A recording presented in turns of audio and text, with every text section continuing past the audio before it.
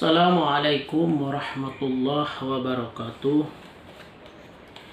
Alhamdulillah, wassalatu wassalamu ala rasulillah wa ala alihi wa sahbihi wa mawalah. Kaum muslimin yang kami muliakan, dalam kesempatan yang berbahagia ini, marilah kita mendengar sedikit nasihat yang berjudul Dua Jenis Tangisan.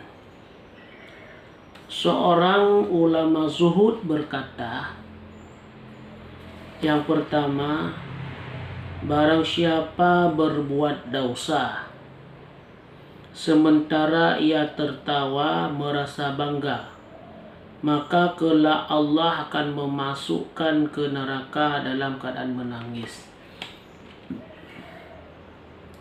Yang kedua, barang siapa taat kepada Allah sementara dia menangis sebab amat takut kepadanya, maka kelak Allah memasukkannya ke syurga dengan penuh kegembiraan.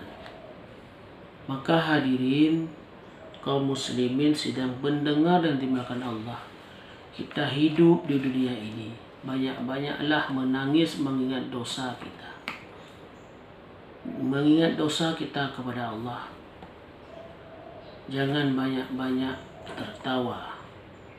Maka hadirin, hanya ini yang dapat kami sampaikan.